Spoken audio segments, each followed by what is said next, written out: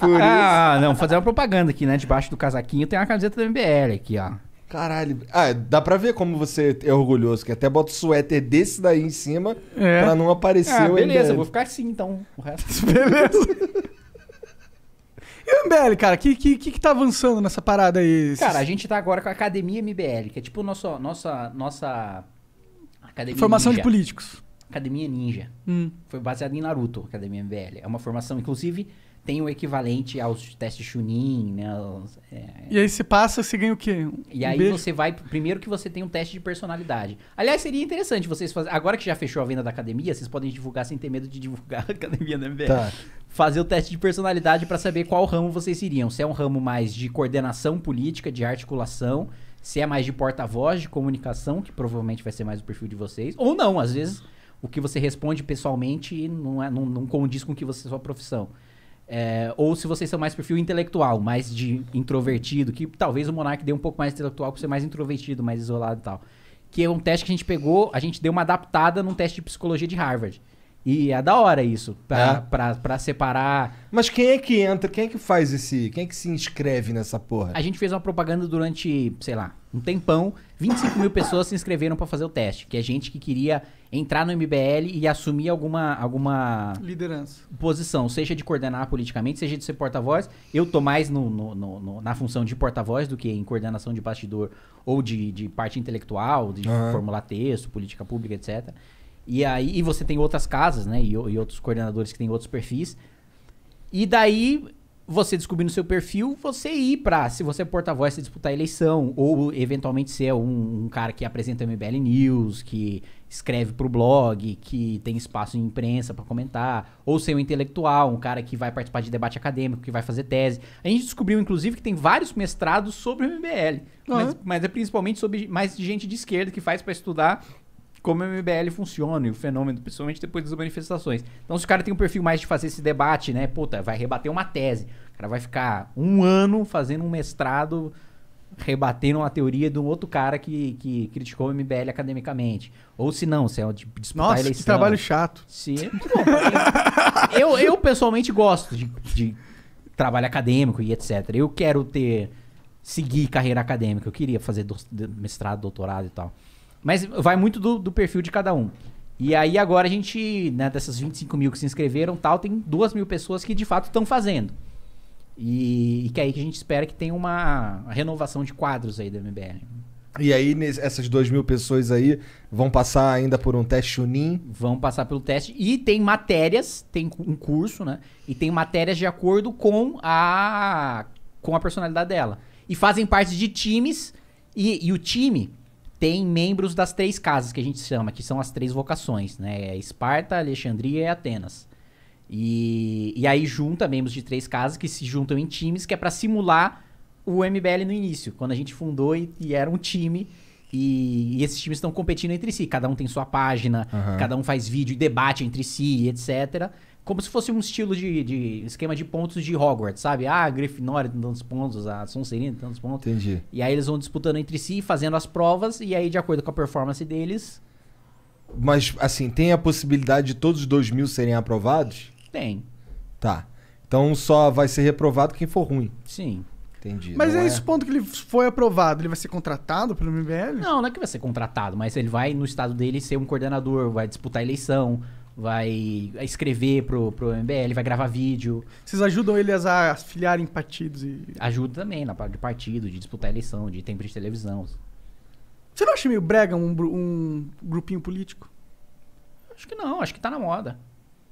Grupos políticos nunca saem da moda enquanto Você acha a que eles não democracia vão estiver ser... na moda. todo grupo não é infinitamente vulnerável a ser corrompido? Acho que todo indivíduo é vulnerável a ser corrompido. Mas é muito mais difícil é muito mais fácil corromper um grupo do que um indivíduo, né? Não sei. Porque, é muito difícil você ter um controle de um grupo. Você pode criar o grupo pra uma coisa... A política você só faz com grupo, Monark. Aí também não é uma escolha nossa fazer em grupo. Necessariamente você disputa a política em grupo. Você pode ter um grupo que não é um grupo organizado, um grupo com uma bandeira, assim. Você pode ter um grupo de pessoas que pensam iguais e eles são um grupo por natureza, não um grupo que se formou um grupo, entendeu? Eles são um grupo que, por exemplo... Eu não entendi a diferença entre um grupo por natureza e um grupo que se formou. o Mandetta não tá no MBL, certo? Tá no DEM. Exato. O Moro não tá no MBL. Mas ele tem a Lava Jato. Não, mas não tá no MBL? Não, sim. Mas, não, então, calma, mas tá em um grupo. Mas eu vou fazer um ponto. Deles tá em um grupo. Mas tem um ponto. O ponto é, todos eles apoiam o Danilo Gentili. Certo. Ou seja, o Danilo Gentili tá tendo o apoio de um grupo, mas esse não é um grupo que foi formado para apoiar o Danilo Gentili. Ele é um grupo que se formou naturalmente, dada a propensão dos indivíduos. Não foi... Não, entende a diferença? Não, entendo. Mas aí, ninguém sobrevive na política no longo prazo sem ter um grupo próprio, organizado. Tem os grupos que... O grupo que você acabou de citar é um grupo de conjuntura. Tipo, tá acontecendo isso agora, tem os tais atores políticos, e esses atores políticos estão se unindo em prol de uma causa que é não eleger nem o Lula nem o Bolsonaro. Agora, passou a eleição, esse grupo vai se desfazer. Ele se desfaz naquele momento, porém ele continua.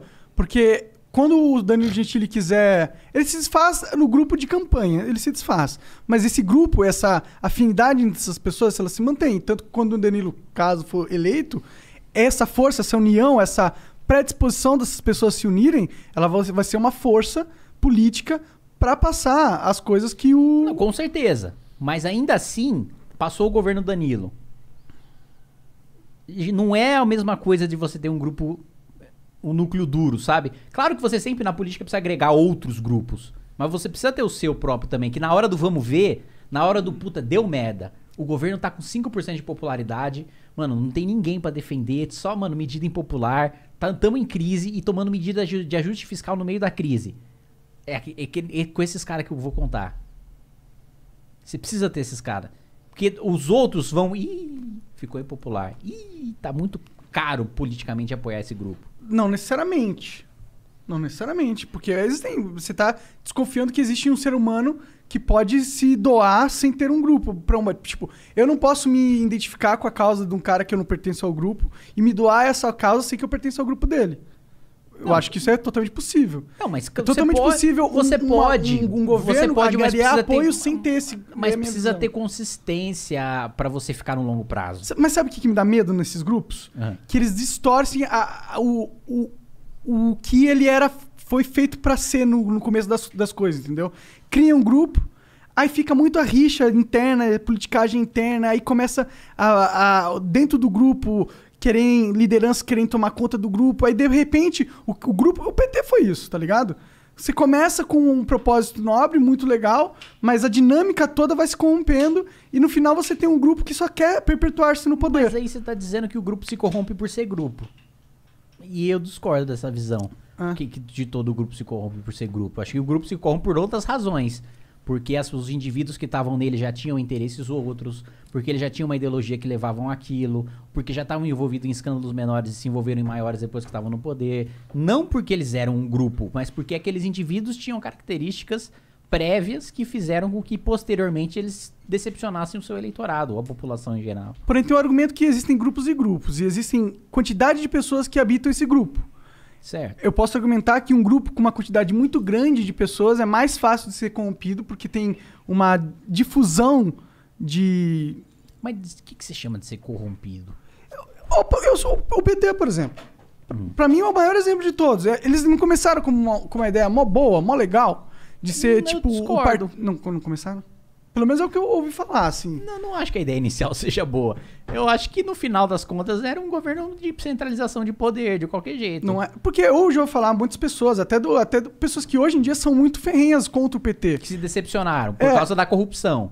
Mas que ele falava que no começo o partido, ele era um partido com causas nobres. Ele não era um partido pelo poder em si. Ele não era um partido que tentava se auto-perpetuar no poder pelo poder. Ele tinha... uma proposta, ele tinha alguma coisa que era positivo, que eles estavam mudando, que eles queriam... Tinha um propósito maior.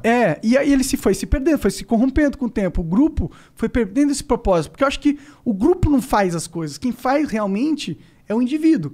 E o indivíduo é o que move. E aí as pessoas, às vezes, elas confundem isso nos grupos e focam tudo no grupo. E aí os indivíduos que antes moviam o grupo e que faziam o grupo ser o que ele era, com o tempo eles vão indo para outro lado. E aí, eventualmente, a minha percepção, esse grupo eu acho que vai é o contrário. decaindo. Quanto mais individualizado tá o cara, mais que ele se dispersa em vez de estar no objetivo do grupo. Exato, mas quando você tem um grupo muito grande, os objetivos do grupo já são difíceis de ser encontrados, porque você tem muitas pessoas querendo traçar o objetivo do grupo.